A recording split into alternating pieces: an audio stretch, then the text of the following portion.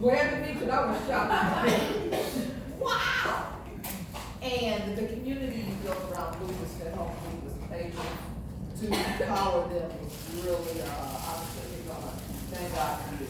So without further ado, I'm going to get off the stage. Kimberly, Howse.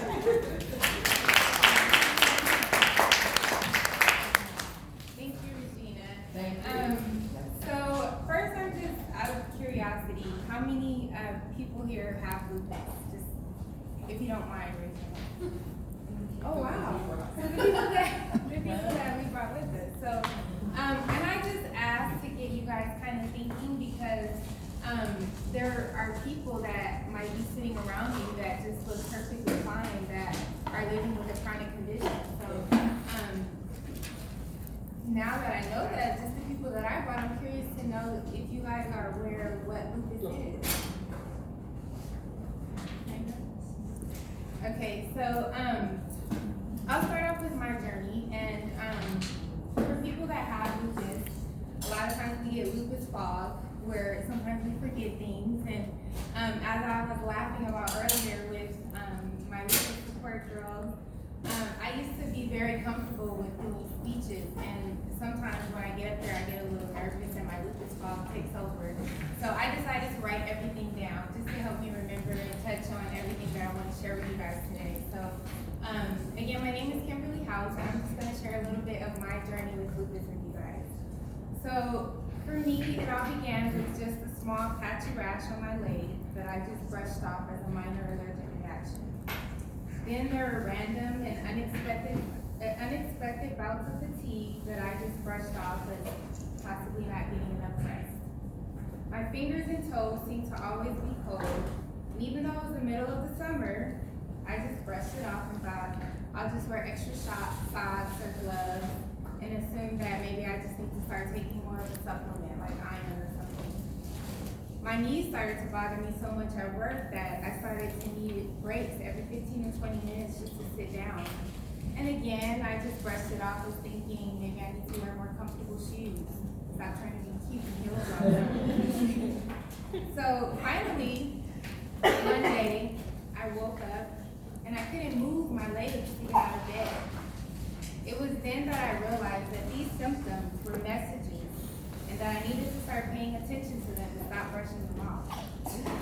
I sought out answers from my doctor, who referred me to a hematologist, who after many tests, even biopsies, referred me to a rheumatologist, who eventually gave me a diagnosis of systemic lupus, along with several new medications that I had never heard of before, nor did I understand what would come along as side effects.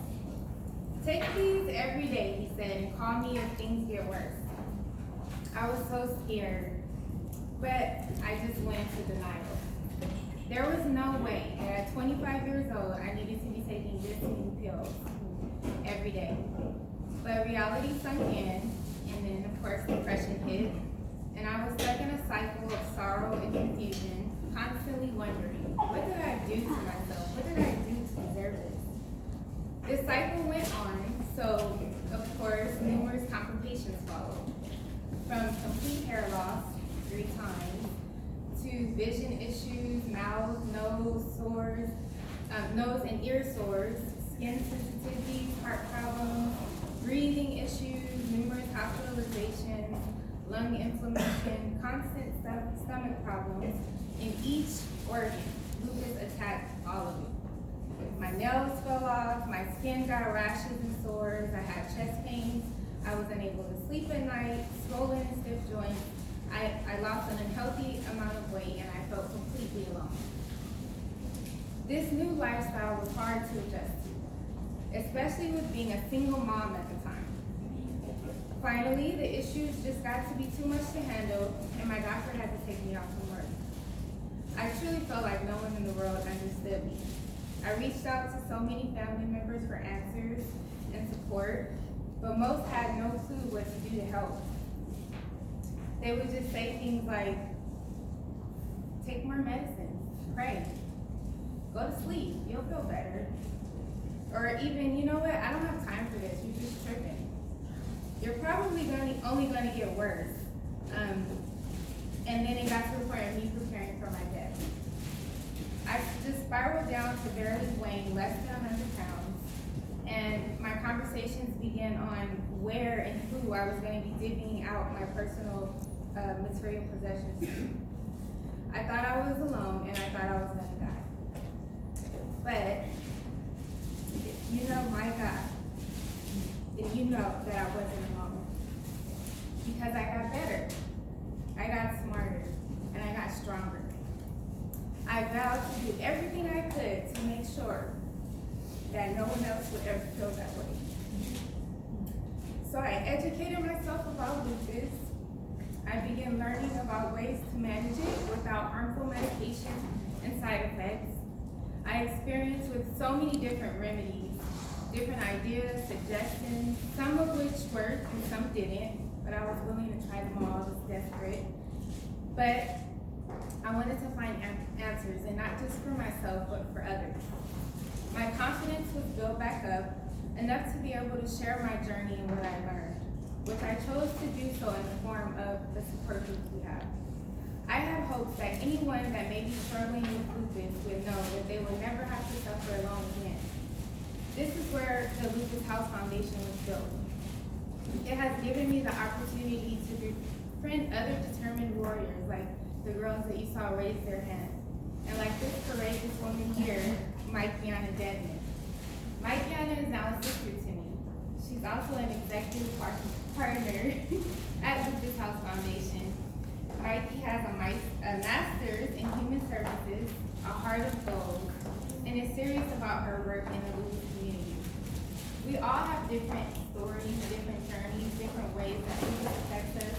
So I thought it'd be important for you guys to see and hear from Mikeyonna as well in her story. So, Hi, my name is Mikeyonna. I was diagnosed with systemic lupus in 2015. At the time, I knew no one who had lupus. I didn't even know what lupus really was. I've heard the term, but didn't know exactly what I was getting myself into.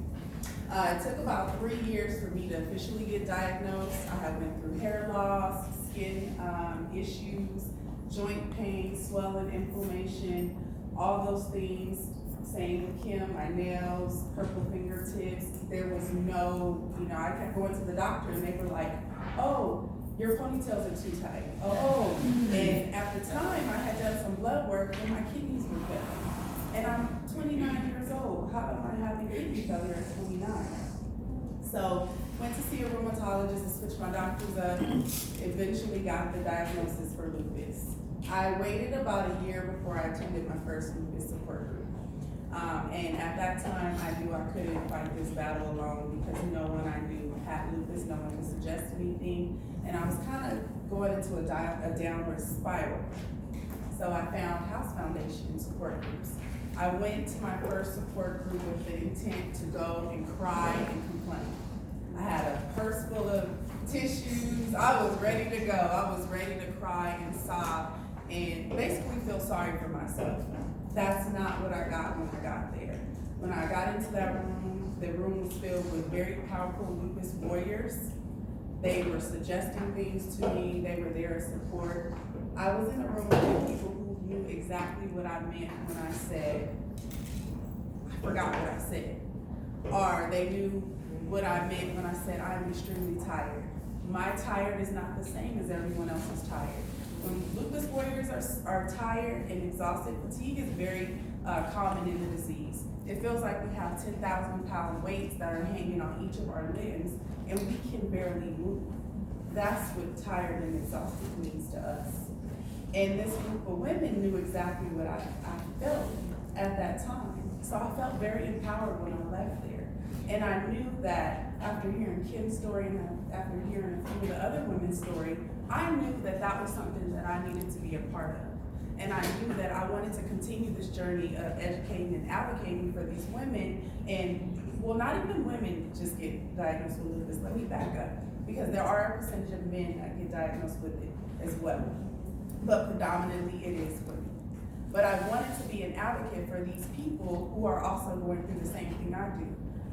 Eventually, lupus attacked my kidneys. I was in stage 3 renal failure for the last year and a half. And 3 months ago, I went to my nephrologist for my monthly checkup or bi-monthly checkup, and my kidneys restored fully back to normal. By the grace of God.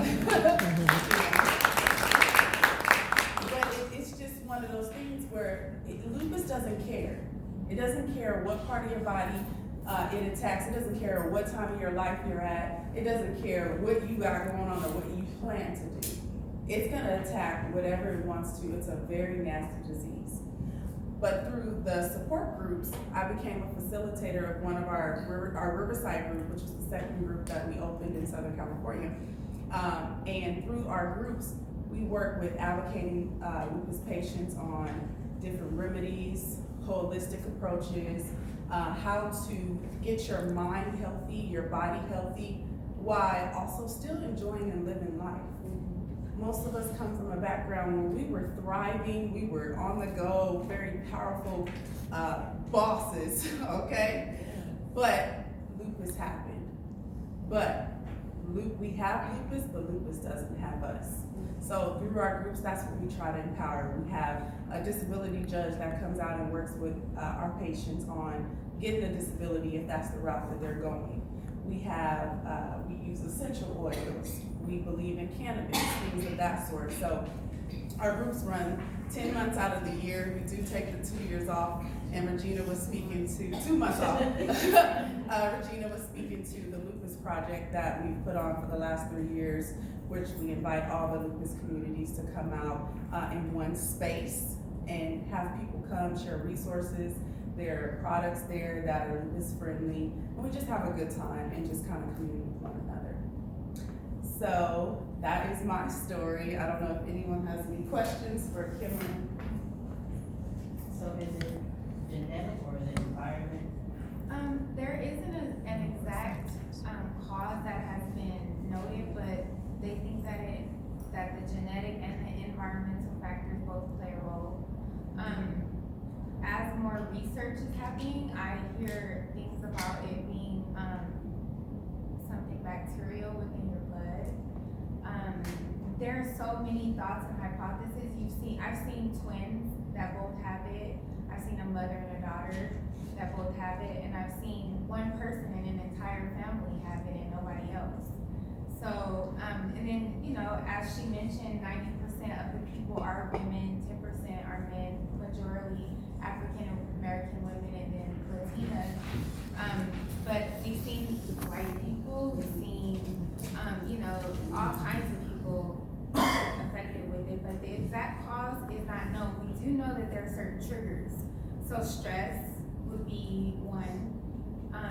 A lot of times people know with any illness, and you're in a stressful or traumatic situation, sometimes it'll bring on a cancer or anything. But stress is a trigger for lupus. The sun is also a trigger, so too much ultraviolet rays, sunlight can cause a reaction.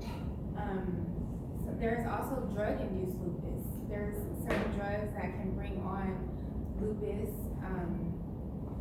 I know for me, I think the pregnancy of my daughter, your body goes through a lot when you're pregnant, and I think that may have brought in the stress. And then too, with being a single mom, I think women as mothers should have a lot more support in the workforce with things like being able to take off more time from work and just having more support to recuperate and re-heal and everything. And I don't think we get that. So I think those type of stresses for African American women, which a lot of times single mothers can help bring on different things that can trigger the lupus flares.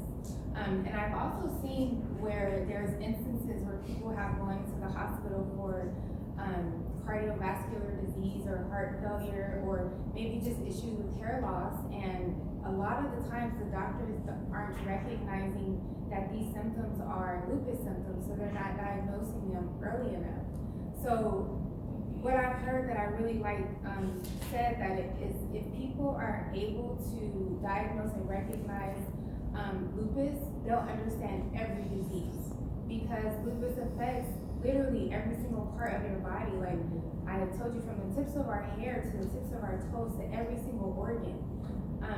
So knowing and understanding and educating yourself about lupus is powerful because of how many things it can affect.